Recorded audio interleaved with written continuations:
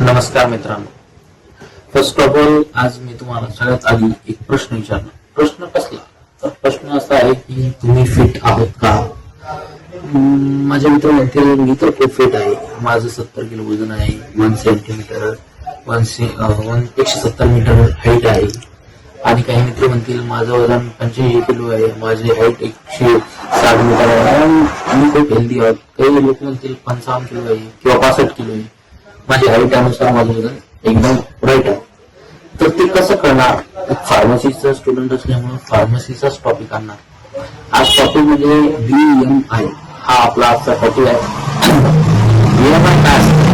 तर माझ्या BMI हे body mass index. Simple words मध्ये म्हणायचं म्हणजे BMI कसं कॅल्क्युलेट करतात? BMI हे जे आहे ना, तर सिंपल कॅल्क्युलेशन आहे जे हाईटला आणि वेटला डिवाइड करून जे प्रोडक्ट जे रेंजेस निघतात त्यालाच म्हणतात BMI. जसं हाईटला मीटर मधून सेंटीमीटर मध्ये कन्वर्ट करायचं आणि वेट संग डिवाइड करायचं, हा त्याचा सिंपल फॉर्म्युला आहे. आणि राहिला प्रश्न तर हे वर्क कसं करतो? आता वर्क कसं करायचं म्हटल्यावर तुम्ही एक एक्झाम्पल घ्या. एक्झाम्पल की माझा एक मित्र विठ्ठल किंवा माझा एक मित्र गौतम, ते दोघांची हाईट एकाची हाईट असेल इन सरासरी एकाची हाईट दोघांतून 170 मीटर आहे आणि एकाची हाईट आपण धरू 160 मीटर आहे. जर लखनची हाईट आपण किंवा गौतमची हाईट आपण जर धरली 170 आहे आणि गौतमची हाईट आपली धरली की 160 मीटर आहे आणि गौतमचं वजन 155 किलो फक्त वजन आहे आणि याचं वजन 85 किलो आहे. मग विठ्ठल काय झाला? तर 85 किलो म्हणल्यावर तो वेगळंच असं तुम्हाला डायरेक्टली तुम्ही पण तसं नाही. हे रेंजेस आहेत. रेंजेस म्हणजे 4 प्रकारमध्ये रेंजेस येतात BMI चे.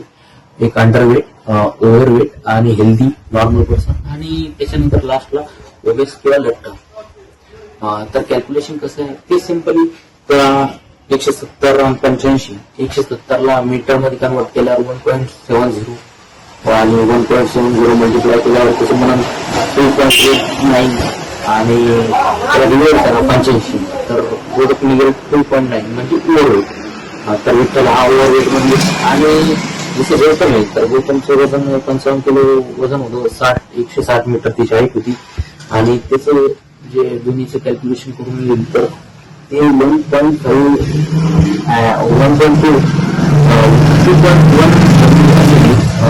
तर ते जे नॉर्मल वेट मध्ये आणि तो हेल्दी पर्सन. तर आता मला असं वाटतं की तुम्हाला सर्वांना समजलं असेल. Thank you for watching.